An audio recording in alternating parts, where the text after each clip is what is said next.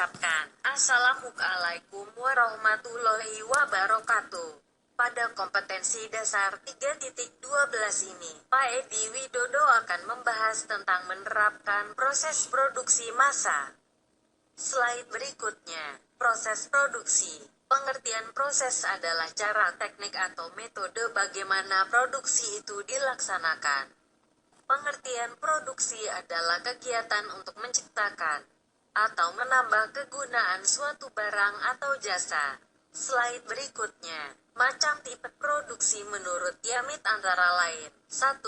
Proses produksi yang terputus-putus adalah proses produksi yang dilakukan dengan alat multiguna, sehingga kegiatan produksi dapat dilakukan secara fleksibel. Proses ini dapat kita jumpai misalnya pada usaha reparasi komputer. Karena pada pihak produsen melakukan proses produksi itu sesuai dengan pesanan konsumen sehingga akan tercipta proses produksi yang berbeda-beda. 2. Proses produksi yang berkelanjutan.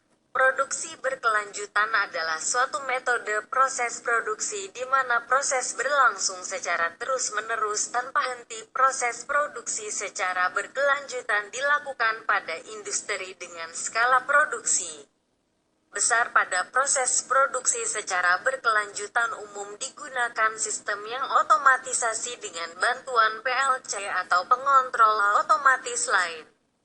3. Proses produksi yang berulang-ulang. Proses produksi yang berulang-ulang adalah kegiatan produksi yang mana produksi dilakukan secara berulang-ulang dalam rentang waktu yang ditentukan. Contoh dari produksi berulang-ulang adalah produksi laptop jenis tertentu yang biasanya dilakukan pada rentang waktu beberapa bulan saja untuk kemudian diganti dengan produksi laptop jenis lain. 4. Proses produksi campuran. Proses produksi campuran merupakan proses gabungan dari proses produksi yang terputus-putus, proses produksi yang berkelanjutan, dan proses produksi yang berulang-ulang. Proses produksi campuran adalah proses produksi yang mana produksi yang dibuat adalah membuat barang yang berbeda-beda setiap hari. Proses ini dilakukan untuk mengantisipasi permintaan dan untuk mencegah berhentinya barang di dalam gudang.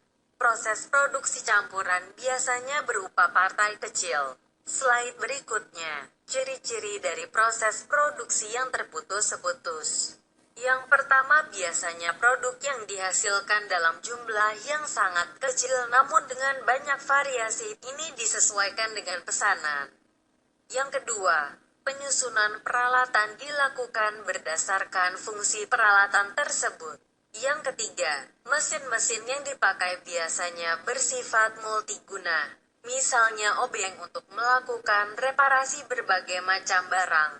Yang keempat, karena sifatnya yang multiguna maka operator mesin memiliki pengaruh yang besar dalam mengerjakan semua pekerjaan.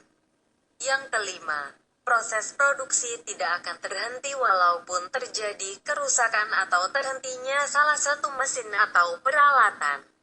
Slide berikutnya, kelemahan produksi terputus-putus. Yang pertama, sulit untuk dilakukan penjadwalan proses produksi karena urutan pekerjaan yang banyak sekali di dalam memproduksi satu macam produk. Selain itu, dibutuhkan banyak sistem penjadwalan. Karena pasti akan terdapat perbedaan pesanan konsumen. Yang kedua, oleh karena banyaknya proses penjadwalan produksi maka pengawasan produksi dalam proses produksi terputus-putus akan sangat sukar dilakukan. Yang ketiga, biaya tenaga kerja dan biaya pemindahan bahan sangat tinggi. Karena banyak dipergunakannya tenaga manusia dan tenaga yang dibutuhkan adalah tenaga yang ahli dalam pengerjaan produk tersebut. Slide berikutnya, keuntungan dari produksi terputus-putus antara lain.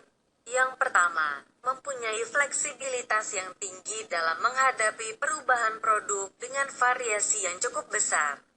Yang kedua, Oleh karena mesin-mesin yang digunakan dalam proses bersifat umum, maka biasanya dapat diperoleh penghematan uang dalam investasi mesin-mesin, sebab harga mesin ini lebih murah daripada mesin-mesin yang khusus.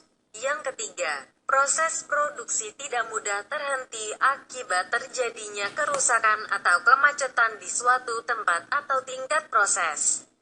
Slide berikutnya, kelemahan proses produksi berkelanjutan atau terus-menerus. Antara lain, yang pertama, terdapat kesukaran untuk menghadapi perubahan produk yang diminta oleh konsumen atau pelanggan. Jadi, proses produksi seperti ini khusus untuk menghasilkan produk-produk yang besar dan tidak mudah berubah.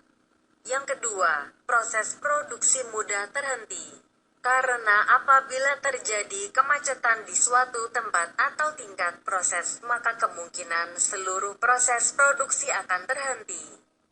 Yang disebabkan adanya saling berhubungan dan urut-urutan antara masing-masing tingkat proses. Yang ketiga, terdapat kesukaran dalam menghadapi perubahan tingkat permintaan. Slide berikutnya. Keuntungan proses produksi yang terus-menerus atau berkelanjutan. Antara lain, yang pertama, dapat diperoleh tingkat biaya produksi per unit yang rendah. Yang kedua, dapat dikurangi pemborosan dari pemakaian tenaga manusia, karena sistem sudah menggunakan tenaga mesin. Yang ketiga, biaya tenaga kerja rendah, karena jumlah tenaga kerja yang sedikit dan tidak memerlukan tenaga yang ahli dalam pengerjaan produk yang dihasilkan.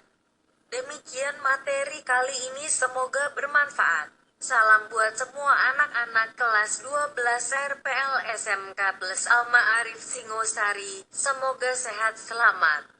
Wassalamualaikum.